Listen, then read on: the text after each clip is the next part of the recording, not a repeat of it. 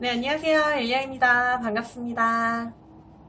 오늘의 헤어바이블 주제는 퍼머넌트의 종류 파헤쳐 보기입니다. 미용실에 이제 머리를 하러 가시게 되면은 퍼머넌트 종류 너무너무 많죠. 인터넷에 검색만 해봐도 별의별 이름들 되게 많이 나와요. 러블리 펌, 볼드 펌, 히피 펌, 또 뭐 있냐, 글램 펌, 이런 것처럼 퍼머넌트의 이름이 되게 많은데 그거는 이제 퍼머넌트의 종류라기보다는 디자인의 이름이라고 보시면 돼요. 그래서 퍼머넌트의 기술적인 종류는 크게 두 가지로 나눠 볼 수가 있어요. 일반 펌과 열펌으로 나눠 볼 수가 있는데요. 열펌에는 총 세 가지 종류로 분류를 해볼 수가 있어요. 세팅 펌, 디지털 펌, 매직 펌. 자, 매직 스트레이트 같은 경우에는 볼륨 매직, 일반 스트레이트 둘 다 매직에 이제 속해 있는 부분인데, 보통 곱슬머리이신 분들이나 머리가 이제 반곱슬이라서 부시시하신 분들, 이제 머리를 좀 깨끗하게 차분하게 만들고 싶을 때 이제 사용을 하는 방법이 이제 매직 스트레이트라는 테크닉이고요. 디지털이랑 세팅 펌에 대한 차이점을 좀 많이 문의를 하시는 분들이 많아요. 두 개 차이점은 뭐예요? 라고 물어보시는데, 일단 큰 차이점이라고 하는 것 중에 하나가 로트의 크기인데, 세팅 펌 같은 경우에는 로트 크기가 작은 로트가 거의 없어요. 보통은 작다 하더라도 그래도 굵은 펌에 속하는 로트의 크기이고요. 디지털 같은 경우에는 작은 로트부터 큰 로트까지 다양하게 구성이 되어 있어서 짧은 머리부터 긴 머리까지 두루두루 이제 파마를 할 수가 있고요. 세팅 펌 같은 경우는 아무래도 컬이 굵다 보니까 짧은 머리도 C컬을 집어넣는다거나 또는 긴 머리이신 분들이 오셔가지고 이제 굵은 세팅 펌, 진짜 드라이한 듯한 느낌의 컬링을 원하실 때는 보통 이제 세팅을 많이 권해드리는데, 세팅이 가능한 머리가 있고요. 꼭 어떤 스타일은 무슨 펌으로 한다라고 얘기할 수는 없고, 그 머리가 가능한 머리인지 불가능한 머리인지를 이제 판단을 해가지고 기계에 이제 선정을 들어가는 거죠. 두 번째 차이점은 온도예요. 세팅 펌 같은 경우에는 온도를 아무리 낮춰도 절대 140도 이하로 떨어지는 세팅 펌 기계는 없어요. 제가 여태까지 미용을 하면서 봤을 때 세팅 펌 기계 중에 140도 밑으로 내려가는 기계는 단 한 번도 본 적이 없습니다. 그 소리는 뭐냐면 이 세팅 펌은 고온의 펌이라는 거죠. 온도가 굉장히 높은 펌이고요. 어떤 기계는 210도까지 올라가는 기계도 봤어요. 그리고 이제 디지털 펌 같은 경우는 온도를 아무리 높게 올린다 하더라도 110도 이상 넘어가는 온도는 거의 없다라고 보시면 돼요. 결론은 이 디지털 펌 같은 경우는 저온 펌이에요. 그래서 저온으로 수분을 가져다가 뜸을 천천히 주면서 펌머 형태를 빼는 형태고요. 이 세팅 펌 같은 경우는 고온의 온도로 펌을 빨리 탁 구워내는 형식이에요. 그래서 쉽게 설명을 드리면 도자기 굽듯이 생각하시면 되고, 얘는 밥 짓듯이 천천히 뜸 들인다 생각하시면 돼요.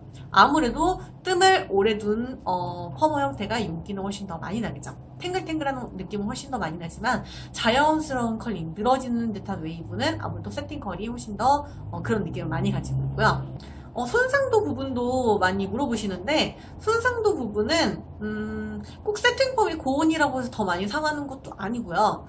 꼭 디지털 펌이 저온이라고 덜 상하는 것도 아니에요. 어떻게 시술자가 들어가느냐에 따라서 세팅 펌도 건강하게 펌을 할 수가 있어요. 적정한 온도와 그리고 적정한 수분 조절을 하셔가지고 내가 사용할 만큼만 사용하고 그 기계를 빼내면 상관이 없는데, 온도 조절을 당연히 못하면 아무래도 데미지가 훨씬 더 크겠죠. 그런데 디지털 펌만으로도 저온임에도 불구하고 머리 손상도를 굉장히 많이 일으키는 시술을 하시는 분들도 많이 있어요.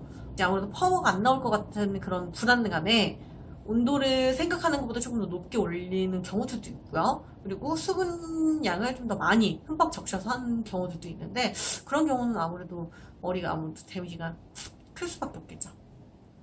일반 펌과 열펌의 차이점이라고 하면은 중간에 연화 작업을 보냐 안 보냐 라는 거를 좀 둘 수가 있을 것 같아요.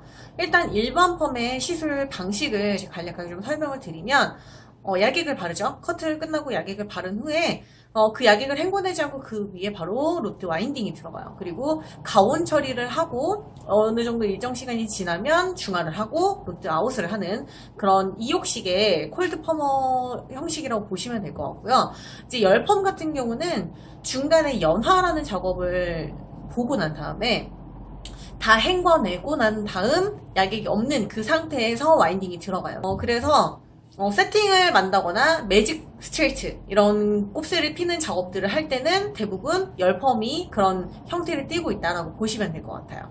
또 다른 큰 차이점이 있는데 습식 펌과 건식 펌으로 나누어져요. 일단 일반 펌 같은 경우는 처음부터 중화에서 마무리 까지 그 중간에 머리가 마르는 과정이 전혀 없어요. 머리가 말라져 있는 과정이 전혀 없다라는 소리죠. 그 소리는 습식, 그 수분이 가득 있는 상태에서 펌이 진행이 되고 펌이 완성이 되는 그런 과정이에요. 그래서 이 친구는 습식 펌으로서 수분이랑 굉장히 친해요. 그리고 이 열펌 같은 경우는 건식 펌이에요. 중간에 연화 작업을 헹궈내고 고온의 온도와 그리고 수분으로 인해서 수결합을 이제 딱 시키는데 그러면서 수분을 날리는 펌이거든요. 그러다 보니까 얘는 건조함이랑 더 친한 펌이라고 보시면 될 것 같아요. 그래서 일반 펌은 수분이랑 친하다, 그리고 열펌은 건조함이랑 친하다라고 보시면 되겠습니다. 많은 분들이 질문을 하시는 부분인데요. 그럼 직펌은 일반 펌인가요? 열펌인가요? 라고 많이 물어봐요. 일단 직펌이 뭔지를 먼저 설명을 드려야 되겠네요. 직펌 같은 경우는 롯들을 달궈서 사용을 한다거나 또는 디지털 기계를 사용을 해서 일반 약액을 바른 그 상태, 헹궈내지 않은 그 상태의 일반 약을 바른 그 모발에다가 그 달궈진 롯들을 사용한다거나 디지털 롯들을 사용해서 열을 주입해 주는 방식인데요. 형태를 보면은 뭔가 열기구를 사용했으니까 열펌 같아요. 근데 자세하게 들여다보면은 이 친구는 열펌은 아니에요. 그냥 열기구를 사용한 일반 펌이에요. 그냥 일반 롯들을 말아서 가온 처리를 하는 것보다는 아무래도 롯들 하나하나의 열을 그대로 주입을 시키면은 아무래도 조금 더 시간이 단축이 되고 머리 파마가 빠르게 진행이 되겠죠.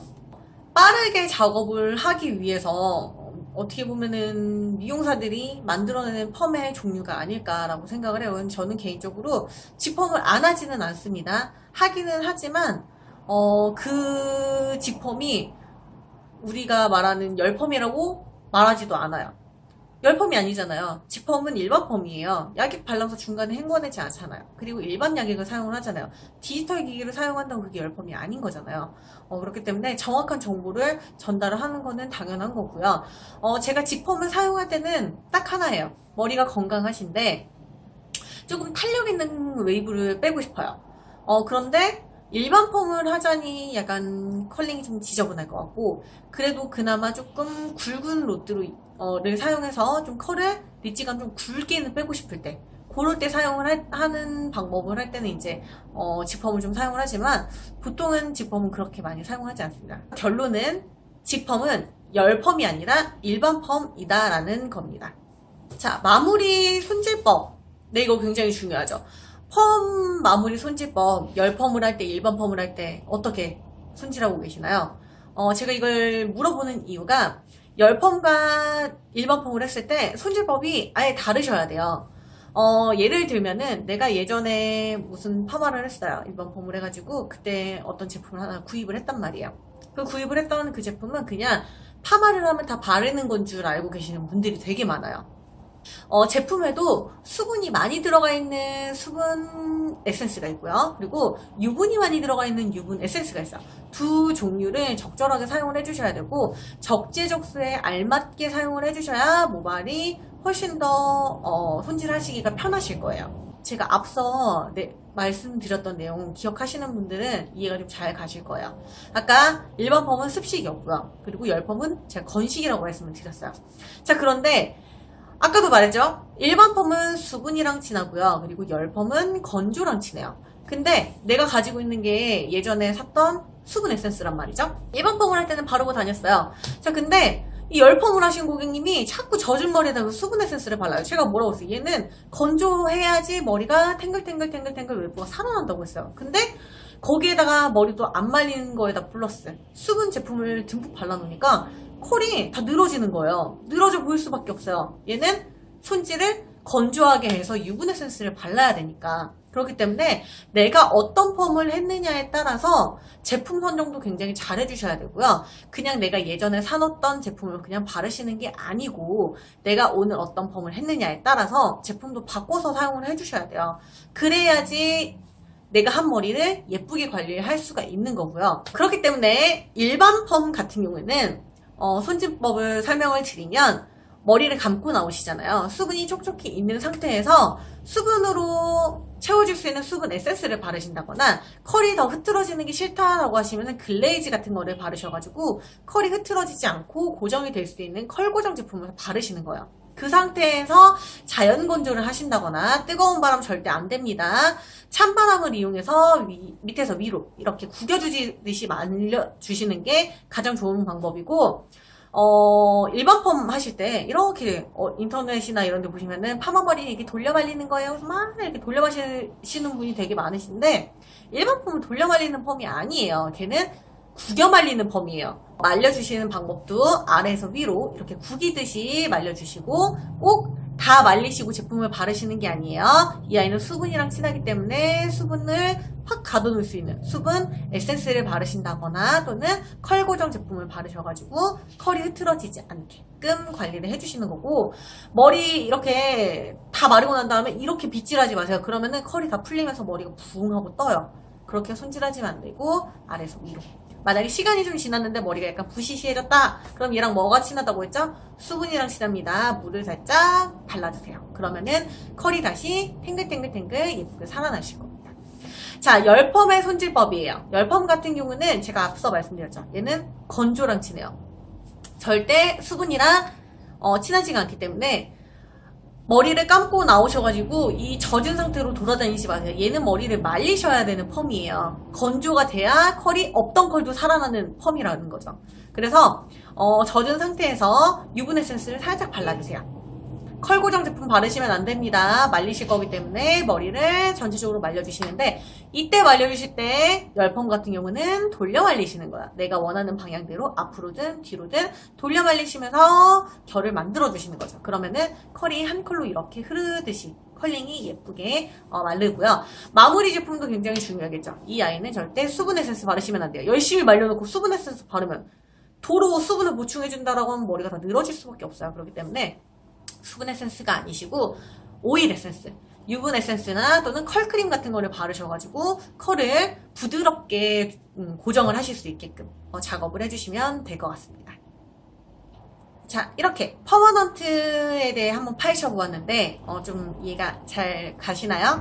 네, 퍼머넌트 종류 부른 이름 되게 많지만 크게는 두 종류만 나누어진다라는 거 보시면 아시고요. 일반 펌과 열펌의 큰 차이점 잘 이해해 주시고, 당연히 작업도 다르다 보니까 마무리 손질법도 다르다라는 거 꼭 잘 기억하시면서 고객님들이 머리 하시고 가면은 마무리 제안도 잘 해주시는 게 디자이너의 능력이고요. 그리고 디자이너들이 얘기를 안 해주시는 분들도 많아요. 알겠거니 하고 이야기 안 하시는 분들도 많기 때문에, 만약에 내가 고객의 입장이라고 하신다면은 내 머리 손질을 잘 하고 있는지도 그것도 한번 판단을 해보시면 더 좋은 방법이 되지 않을까 싶습니다.